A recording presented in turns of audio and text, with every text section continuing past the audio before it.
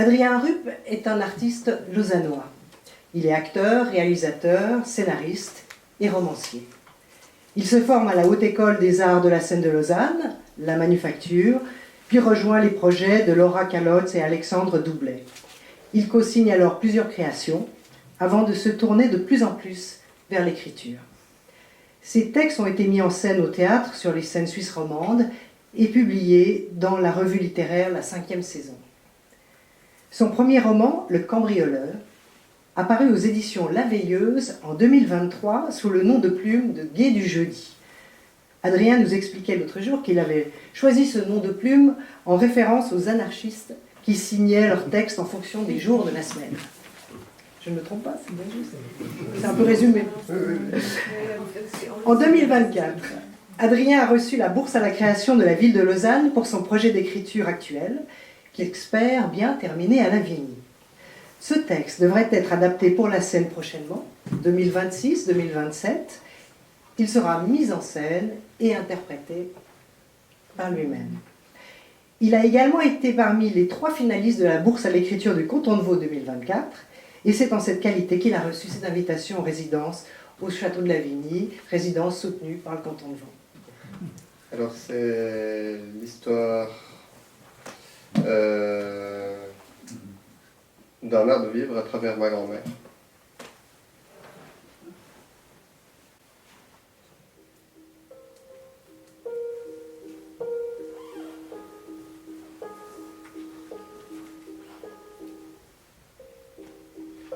Avec ses jupes longues et ses gros talons, elle a la beauté simple d'une sœur de paysan, d'une couturière de campagne. Elle aime les marguerites et les bleuets plus que les roses. C'est qu'elle les aperçoit plus souvent sur son chemin, alors, à force, elle s'y est attachée, rien de plus. Elle sert le thé dans la même vaisselle depuis 40 ans, celle qu'elle a reçue le jour de son mariage, et comme elle semble fonctionner tout pareil qu'au premier jour, il n'y a pas de raison de la changer, ou bien. Elle va à la messe, mais jamais ne prêche la bonne parole. Mon Dieu, non. Qu'est-ce que j'aurais à dire, franchement? Les gens font ce qu'ils peuvent, non? Elle n'a jamais réussi à trouver quelqu'un de méchant, même en essayant, même en se forçant le plus qu'elle peut, les sourcils plissés, bien concentrés sur l'histoire qu'on lui raconte pour la convaincre de la part sombre des humains. Rien à faire. Quand on lui parle du coup pervers d'un voisin ou de la crasse mesquine d'une connaissance, elle répond immanquablement « Mais non, je crois pas qu'il ait fait exprès. » C'est plus fort qu'elle. C'est dans sa nature d'aimer les gens tels qu'ils sont, rien de plus. Rien de moins non plus. Mais ça en devient agaçant quand on a réellement envie de détester quelqu'un. Elle fait des des mais non. On lui dit qu'elle est très expressive, peut-être pour lui faire comprendre qu'elle réagit trop fort, qu'elle devrait se maîtriser un peu tout de même. Des gens nous regardent. Ah bon? Elle ne sait pas trop, elle ne s'en rend pas forcément compte. Elle gobe les histoires comme des mouches, la bouche ouverte, les yeux écarquillés. Quand il fait froid, elle rentre un peu la tête dans son manteau et avance comme un hérisson. On lui ouvre la porte et là, elle ajoute un « Pfiou » à sa liste d'onomatopées surexpressives. « Pfiou ! Ça caille ! Faudra bien te couvrir d'ivoire. » Elle a le rire généreux qui s'envole par paliers. C'est un en accordéon qui monte et résonne. Il occupe tout l'espace.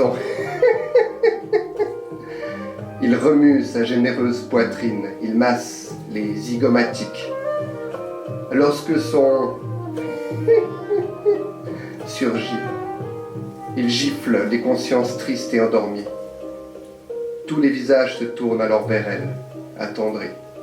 Quand elle rit, elle ne triche pas. Mais elle ne triche jamais, en fait. Elle, c'est Simone. T'écris un livre sur moi?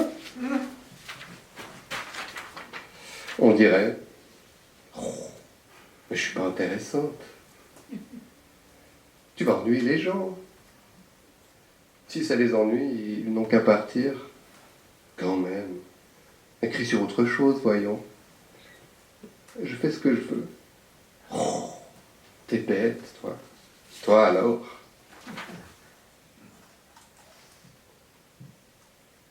Simone, elle a appris la couture parce qu'elle a eu 20 ans pendant la guerre. Ce n'est pas le meilleur moment pour avoir 20 ans. Bon, faut bien les avoir à un moment ou à un autre. Pendant la guerre, il faut en coudre des manteaux pour les petits soldats.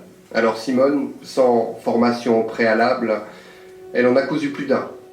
Elle coupe, elle taille, elle coud encore et encore, sa petite aiguille pincée entre les lèvres, les sourcils plissés sur son ouvrage, aussi concentré que lorsqu'on lui raconte une histoire incroyable, avec des retournements de situation que, si t'as pas vu, t'y crois pas. Clic, clac, hop. Et un manteau de plus pour un petit gars de 20 ans qui va aller se les geler sur la frontière en hiver. Un de ces petits gars, c'est le grand-père. Oh, lui, il a eu 20 ans le jour de la déclaration de la guerre, c'est encore moins de chance. C'est vrai. Lui, c'est un petit gars qui a fêté ses 20 ans le jour de la déclaration de la guerre. Elle ne le connaît pas encore. Ce petit gars, ou bien si. Si. Le grand-père, le petit gars, c'est un dictionnaire de pensée philosophique du terroir. Il use beaucoup du « mieux, ce serait moins bien », qu'il répète à qui mieux depuis le jour où les généraux ont décidé qu'ils avaient mieux à faire que de se faire la guerre.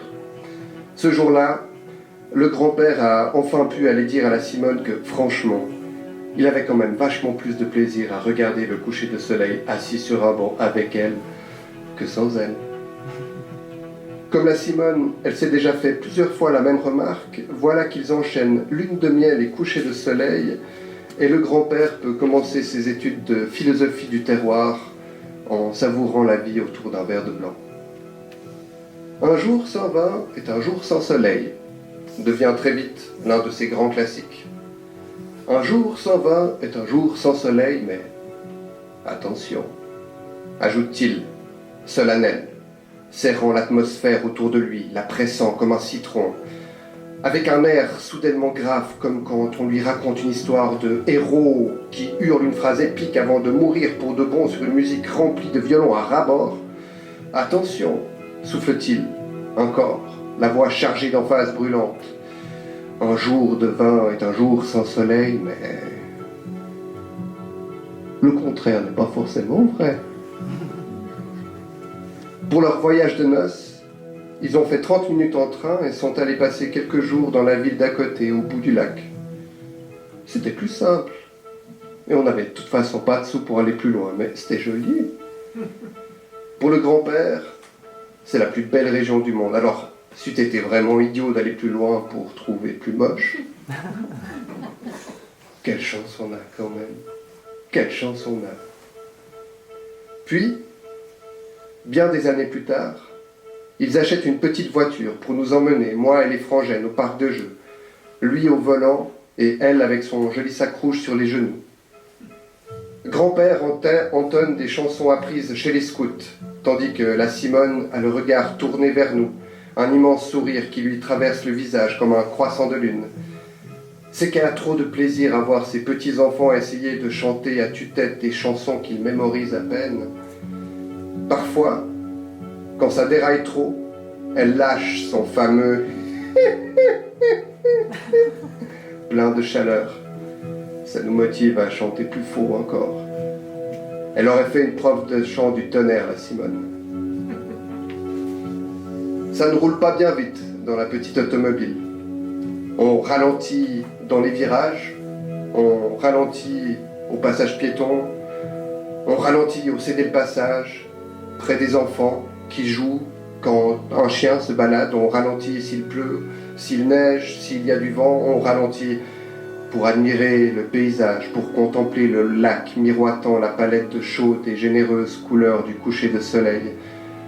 ou pour observer le chevreuil qui gambade au loin.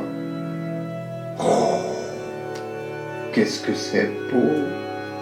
Lâche la Simone, en écho au spectacle, en fête qui se déploie sous nos yeux émerveillés.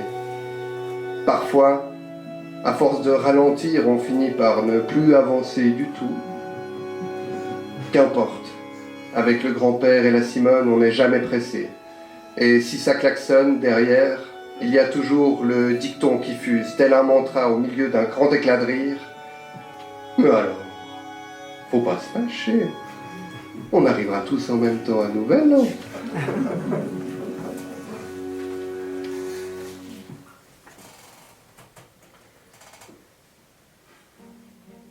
Sous la lumière chaude du croissant de lune pourfendant le visage de la grand-mère, on déploie nos étourderies les plus fantasques, nos plus intrépides candeurs. Il n'y a aucune obligation à être autre chose que ce que l'on est. On chante faux, on s'habille à l'envers, on dit des sornettes, on laisse tomber les assiettes, on saute sur le lit jusqu'à faire péter les ressorts. Tant que l'intention n'est pas mauvaise, rien n'est tous pété. Même ne pas dormir n'est pas punissable. Parfois, elle me trouve errant dans le salon au milieu de l'obscurité. « Mais alors, qu'est-ce que tu fiches ici ?» chuchote-t-elle avec la tendresse endormie sur le bout des cils. « J'arrive pas à dormir. »« Toi alors ?» Et la lune se dessine à nouveau à travers les plis de son visage. « Tu veux un verre de lait ?» J'hausse les épaules, la tête baissée. « Viens là, je t'en sers, il paraît que ça aide à roupiller. » Elle me prend la main et m'emmène dans la cuisine.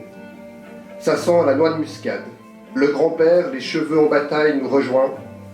Par solidarité, il se sert un verre de blanc. « C'est le lait des vieux !» se défend-il, alors que je l'observe suspicieusement au-dessus du verre de lait que j'engloutis d'un trait. « Allez, zou, maintenant, le premier qui dort a gagné la course !» se marre Simone, comme si d'un seul coup elle avait réussi à intégrer le concept de compétition. On retourne au lit et là, elle fait son tour de magie. Dans un geste fluide qui rappelle une vague de chaleur, elle tire la couverture comme une immense prairie avec des bleuets et ses marguerites avec des odeurs de brindilles séchées et d'humus jusqu'à la déposer sur mes épaules pour que je me sente bien au chaud dans le ventre de la terre. Que c'est bon de ne plus sentir la menace du monde serrer le ventre, de pouvoir laisser libre cours aux rêveries et aux maladresses. La plupart du temps, celles-ci sont ponctuées d'un « Toi alors ? Toi alors ?» C'est la poésie simonesque. La grand-mère n'a pas un préfixe et elle n'aura jamais son empreinte dans l'encyclopédie. C'est une Simone sans autre, avec le vocabulaire qui traîne au fond de l'étagère. C'est que nous, les femmes, on nous a pas tant laissé à l'école trop longtemps, penses-tu? Alors elle utilise peu de mots, mais elle les utilise bien, jusqu'au bout. On ne peut pas lui reprocher de dire pour dire. Toi alors, c'est sa poésie, c'est sa manière de dire « Je t'aime tout comme t'es, avec tes bagandages et les bedoumeries, il n'y en a pas deux comme toi et c'est ça qui est spécial. » Mais en deux mots, pas plus, et sans rime. Toi alors, ça veut dire « Quand même, le temps qu'on passe ensemble, ça fait ben du bien. » Toi alors, ça signifie « J'ai le cœur tout carré dessus, tant je t'aime trop à la fois. » En deux mots, elle arrive à dire tout ça, et plus encore. Ça raconte tellement d'amour, avec ces 3 syllabes, qu'au final, on regarde le petit Robert et on se dit qu'il pourrait être bien plus petit encore, si tout le monde parlait comme la Simone, avec le cœur derrière la bouche.